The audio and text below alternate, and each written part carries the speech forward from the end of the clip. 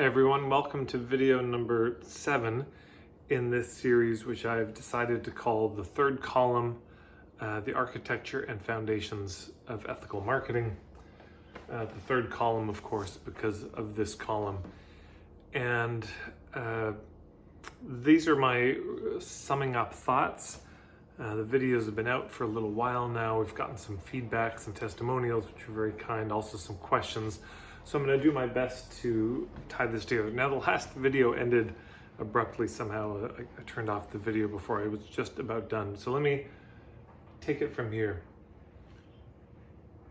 If you do the adult thing, you grow up, big ask, get married, and the marriage is between this artist and the entrepreneur, and you have a child, a never before seen child. Well, that never before seen child, if you're willing for it to be, can be the occasion for a never before seen community to come together. Yeah, your business can become the kind of tree of life in the center of a community. It can become an occasion for the village to gather, but also a place for the community to gather, the opportunity. So that's something that you can't get over here.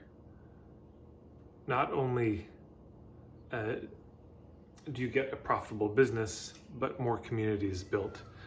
I think that's one of the subtitle of my ebook, the Hub Marketing ebook, which is something like Build Business by Building Community and Relationships and Community, something like this. And then it's not just that you win, but the community wins, yeah? It's not just that you get a benefit, the rest of the community gets a benefit, the world gets a benefit from you being in existence too, by being willing to invite the community in. For a time you might be a little bit of a burden on the community, but that burden on the community is what makes the community strong, what gives the opportunity for people to gather, gives the community work to do. So that's I think the wrap up. That's probably where I was headed before that last video was so rudely interrupted. Okay. What to say? The theme today, I think, is from shame to composure. Because the collapsing and posturing, both of them, they have their root in this. Nothing good happened when you were young, something bad, and we either try to cover it up or we get swallowed into it. But there's a kind of shame here. Posturing is trying to cover up the shame, and collapsing is getting lost in the shame. So we're trying to move from shame to composure. I suppose that's another way to say it. There's this the hurt child, this child with a lot of shame. So we're moving from that into a state of adult composure. And I've got notes here that I'm just reading off of because there was so much to say. Okay, so let's just talk about shame. The very first thing is when you are starting something new, it's very normal to feel anxious. It's normal to feel like an imposter. That's okay, especially in modern society where we don't have apprenticeships. You're not tutored over decades on how to do a certain craft. It's just normal. It's proper. It's okay to feel imposter syndrome. It's okay to feel like you're a fraud. As long as you keep working to improve yourself and you're not over-promising, great. So there's just that. If you feel some anxiety, it's not necessarily that you need to get a bunch of therapy. You may just need to keep going. You may just need some encouragement. Keep your offers modest, not overly burden your business. Just that.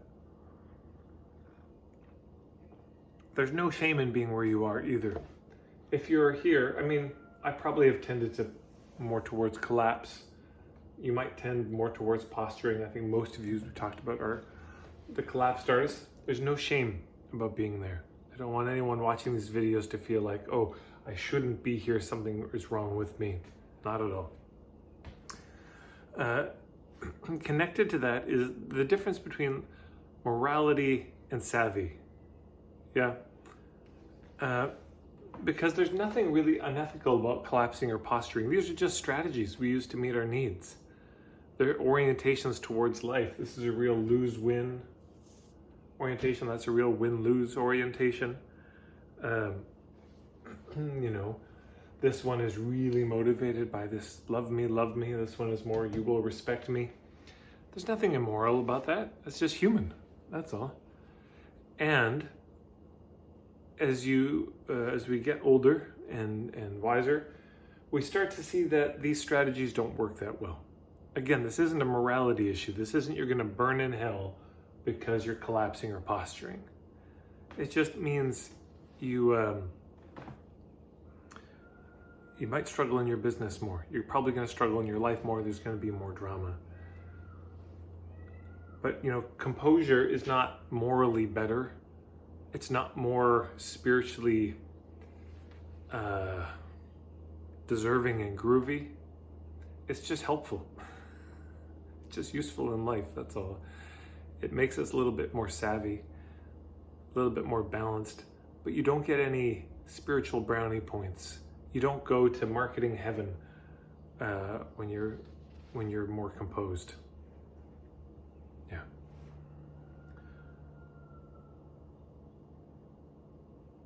Yeah, it's easy to think that because we're posturing or we're collapsed, that we deserve to be punished somehow, like we're doing something wrong.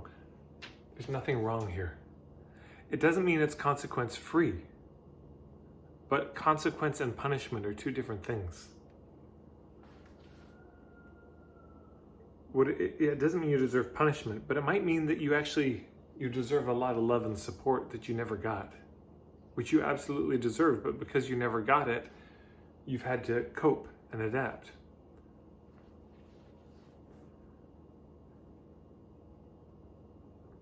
Yeah, it's another way to say it is, if you're the collapsed artist, if you're on this side or that side, it doesn't mean, it means there's some savviness wanted to be a little bit more attuned to what actually works in life. And trying to hustle for people's love and approval doesn't work. Trying to get the sale actually in the long term doesn't work. It barely works in the short term. And sometimes it doesn't even work in the short term. So it takes some savvy to know that. It takes some worldliness, getting over the naivete to just realize, oh, that doesn't work that well. So if you collapse or posture, it's more that savvy is wanted rather than worthiness is needed. I submit that your worthiness has already been established. How? You were born. You must be needed. You must be wanted. That's already established. We're not debating your worthiness. I have no interest in debating anyone's worthiness. A person who's composed is not more worthy than a person who's collapsing or posturing. These people may need more help and love and care and support, but that's not the same as worthy. Yeah. Okay, so those were some of the things I wanted to say there. And then let's talk about composure. So collapsing and posturing are not morally bad, but they do tend to lead to manipulative behavior. That's just, that's how it is. If you have a hidden agenda to get love, a hidden agenda to get respect, and in business you have a hidden agenda to get the sale, hidden agendas lead to manipulation.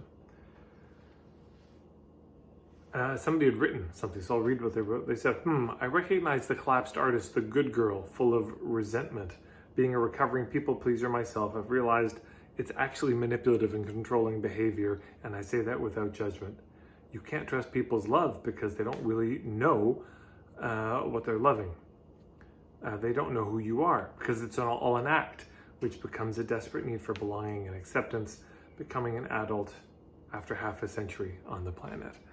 That's from a YouTube comment. So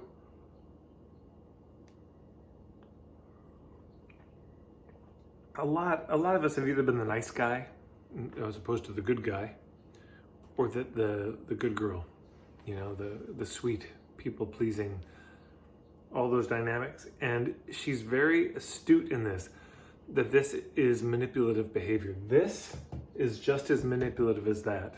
I think I've said it before in this series, but I just want to underline that. Collapsing is not more noble than posturing.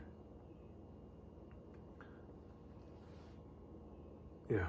It's just that composure works better. If you have unacknowledged shadows and hidden agendas, that backfires. very quickly. Hiding this or pretending it doesn't exist doesn't work. Hiding the agenda to get the sale and pretending you don't have it, that doesn't work. It just feels creepy and weird. But if you are composed and you're really going for the truth of, is this a fit? What does happen is there's less drama and there's less friction. It means all the horses are pulling in the same direction. And so you can move a lot faster. You can go a lot farther. It's less of a roller coaster of drama. Also good to know that in this journey to composure, it's likely to be awkward at first.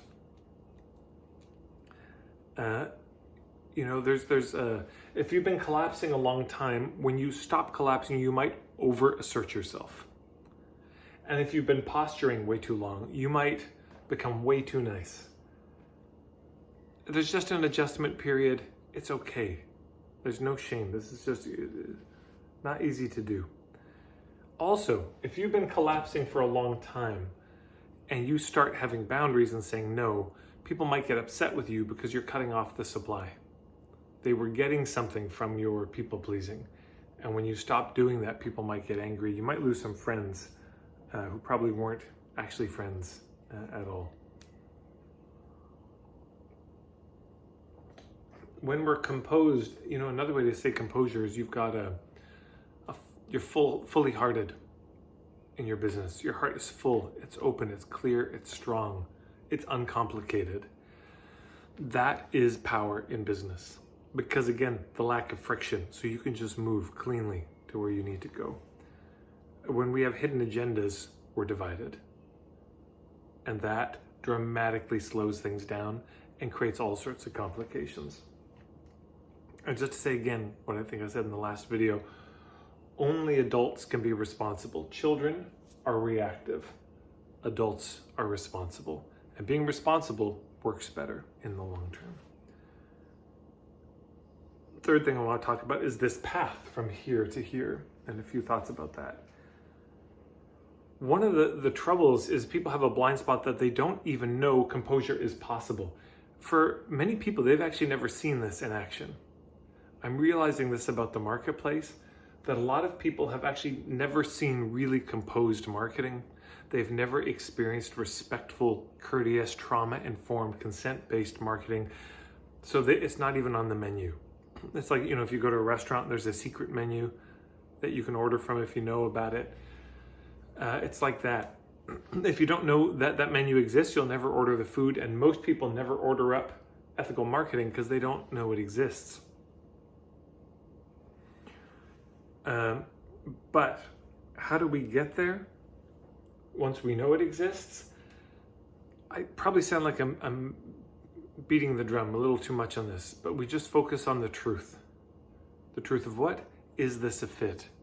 That's the meditation all the time. Yeah, and it can be work, because sometimes we just want that sale.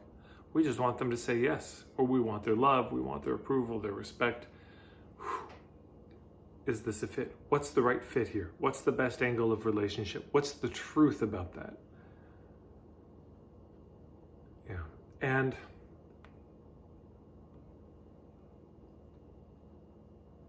if we focus not on trying to get love, but give love, not trying to get people's respect, but giving respect, this ultimately works better. Now, you may need to take some time to receive some of that from others, give that to yourself, whatever you need to do. But I think it was Swami Byandananda. He had a line I just love. He said, "We're not here to earn God's love. We're here to spend it." Yeah, we're here to spend it. Another way to say it is, we're not here to hustle for worthiness. You're already worthy. You're born. You're on earth. You are plenty worthy. So you're not here to earn God's love or God's money. You're here to spend it. And it's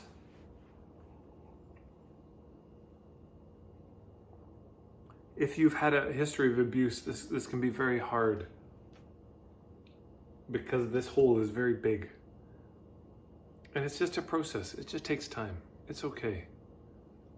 You're just gonna work at it, and that hole will shrink or become decorated beautifully, or whatever it is that happens in your healing journey. Step by step. And again, wherever you are, it's okay.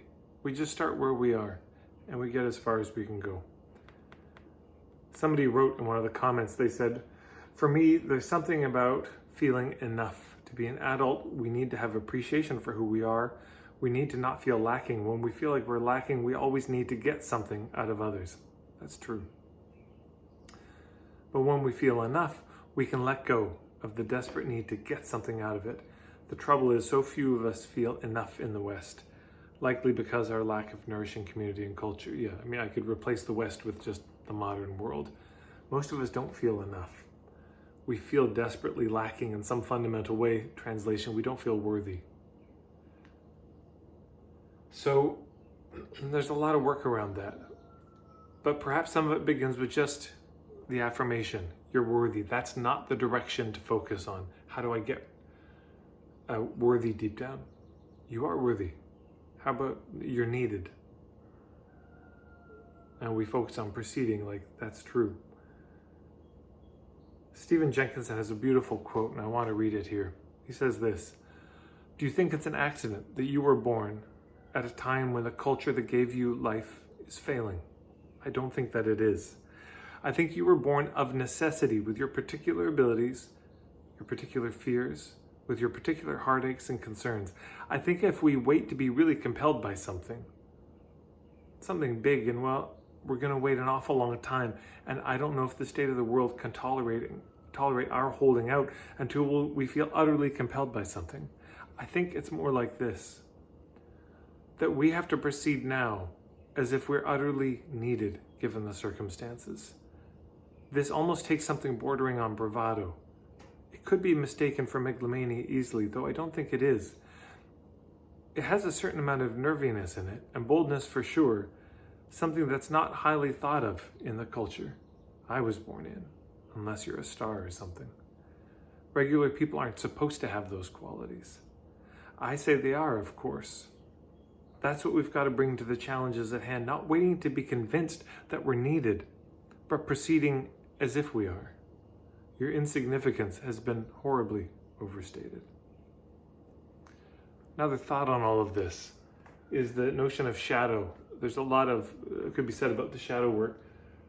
Posturing there's a kind of a dark shadow. We're not willing to admit our limitations, our liabilities, our blind spots. We're pretending we're much better than we are.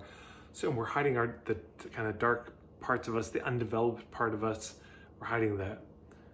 But collapsing, it's a golden shadow that we're hiding. Yeah, we're hiding the beautiful parts of us, the talents, the strengths that we don't want to let ourselves shine, have this kind of bravado, be on stage and be seen in that way. Not that you need to be on stage, but hopefully you understand what I mean. We hide the best parts, and it's still a shadow. Different kind of shadow, but the same function. Some fundamental parts of us are being sequestered away and not made to be visible. This is something I was really excited to say. Byron Katie talks about there's three kinds of business in the world. There's your business, there's other people's business, there's God's business. And her admonition is stay in your own business. Don't get in other people's business. I can't think of a better way to talk about composure than stay in your lane, stay in your own business. I recommend checking out Byron Katie's work on this. Many other people have written about this, understand, but you stay inside your own circle. You don't mess around with other people's circles. You don't try to make other people committed and get stressed out if they're not committed to working with you or commit. No, you stay in your own lane. Stay in your own business. That's one of the best definitions of composure I can think of. A few questions that came in. Can I realistically hope to move to a composed marriage of the artist and entrepreneur? And now I have this awareness without... I have this awareness without... What? Can I realistically hope to move to a composed marriage now that I have this awareness without needing to spend a fortune on specialist therapy or coaching to do the inner work? I don't know. I don't know your story. It may take time.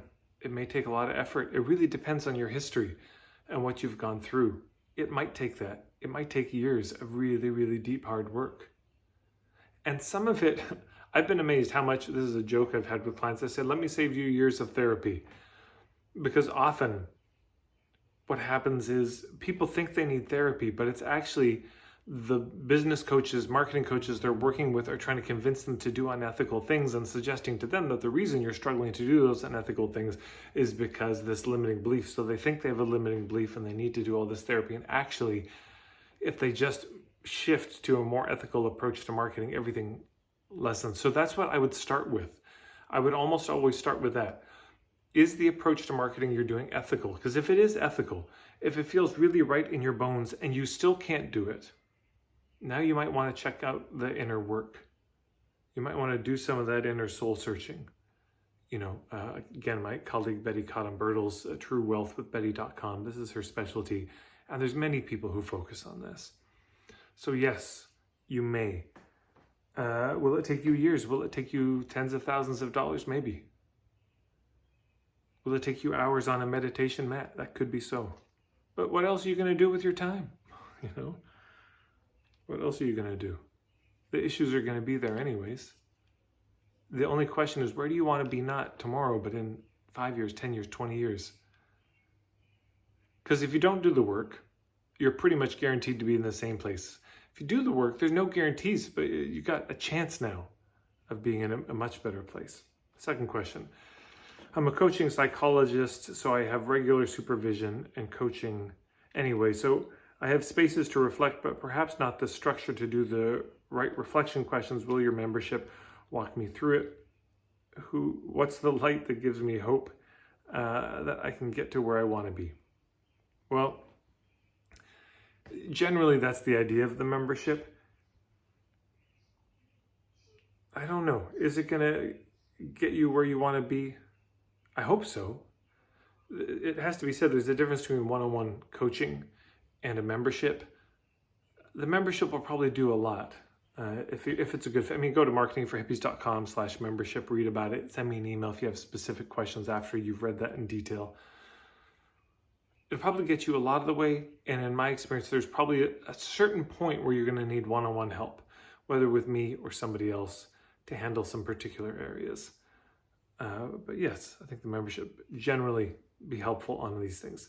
Last question, masculine and feminine. Somebody said, I think it might have been in video 3 where you said something about the feminine and I didn't know what you meant by that.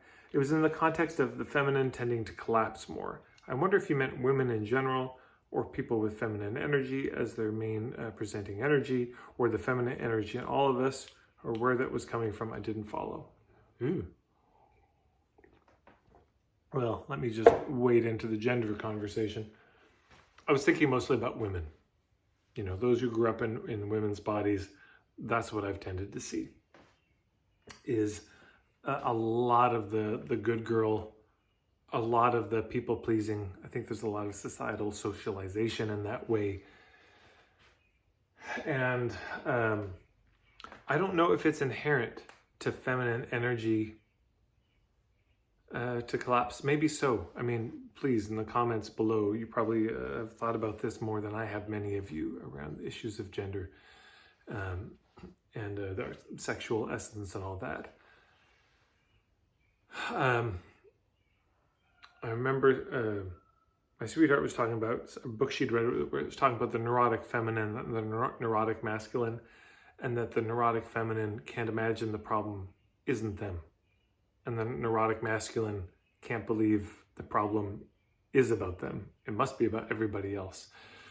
So there's probably some of that, that this collapsing inwards, the sort of self-blame, the shame in that way, and the dealing with shame in that way by making ourselves smaller, and it must be me, and I'm really sorry. This is a trait of collapsing, is constant apologizing. There was that Amy Schumer sketch, the I'm Sorry sketch, if you haven't seen it, where this is clearly women tend to do the apologizing thing more than men. Seems to be a thing. So that apologizing for taking up space. Oh, super sorry. Hey, no problem. I was on a puttering session today, and the woman, God bless her, she was doing such good work, and she apologized maybe a dozen times within the first half hour. I said, it's okay. You're doing great. You don't need to say sorry anymore. But that can be a reflex, or that's one way we deal with trauma or hurt or deficiency, is that. And perhaps the masculine or men who tend to be the carriers of the masculine, there's probably a different way that that's dealt with.